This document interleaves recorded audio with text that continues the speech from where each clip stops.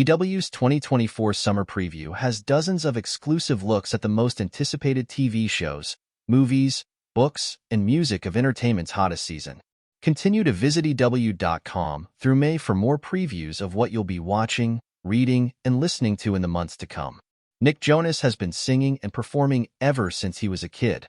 First on Broadway at age 7 before forming a little band with his brothers you might have heard of called the Jonas Brothers. But when a scene in his upcoming comedic drama, The Good Half, required him to sing on camera, he actually got nervous. It turned out to be one of the hardest scenes to shoot. Jonas stars in The Good Half as Ren Wieland, a struggling writer living in LA who's forced to face unresolved issues in his life when his mother, Elizabeth Shue, dies. On his flight home to Cleveland for the funeral, he strikes up a new connection with a fellow passenger, Zoe Alexandra Shipp. But when he returns home to his family, he struggles to balance that new relationship while healing old ones with his overbearing sister, Lee Brittany Snow, his eager-to-connect father, Darren Matt Walsh, and his frustrating stepfather, David Arquette, all while dealing with his grief. In one scene, Ren escapes his family's home to go on a date with Zoe at a karaoke bar. After he throws back a few drinks, Zoe convinces him to get on the mic and perform a song. But this isn't a Jonas Brothers-esque performance. Ren is just a regular guy with an okay singing voice, and that's what Jonas struggled with the most. It's really hard to think about how to try to sound not great, but not bad, he tells Entertainment Weekly.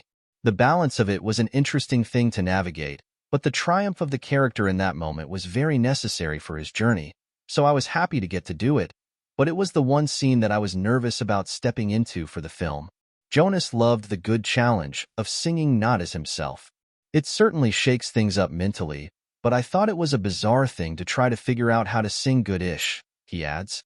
I just tried to have fun with it and act like it was late in the evening after a few drinks, and that made it easier.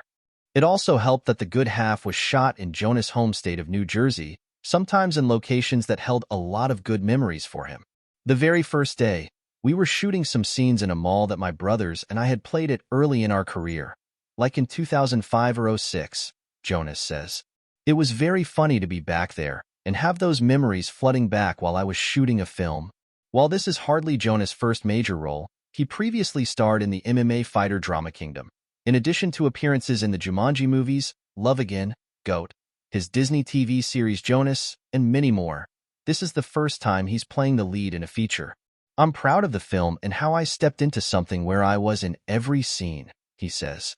I've never done that before, and this was a very different kind of film for me. It was a big undertaking. I just tried to deliver a consistent and thoughtful performance. The Good Half deals with heavy themes like loss and grief, but Jonas loved how the script balances the darker subject matter with humor. But Jonas focused most on capturing the stillness of the story as Ren learns how to accept and cope with grief. He's obviously going through one of the toughest things we can go through in the human experience, and I wanted the performance to reflect the isolation that he was creating for himself, he says.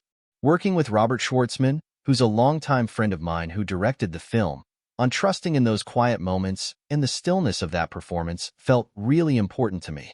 Knowing I was in the hands of a trusted friend, as far as the performance goes, was really liberating. He also drew on his own experiences with grief to relate to Ren's journey during filming. We all, unfortunately, at different points in our lives, have experienced some level of grief, Jonas says. I kept thinking about my grandfather, who I adored and had a very close relationship with up until he passed. It was necessary to tap into that. Throughout the filming process, Jonas was moved by the movie's ultimate message, which he hopes audiences will also connect to. It's okay to not be okay, Jonas says. Healing happens over time and on its own time, so patience is important in that process. And it's a good reminder that life is really precious and to stay present with the ones you love. The Good Half hits select theaters through Fathom event screenings on July 23rd and July 25th.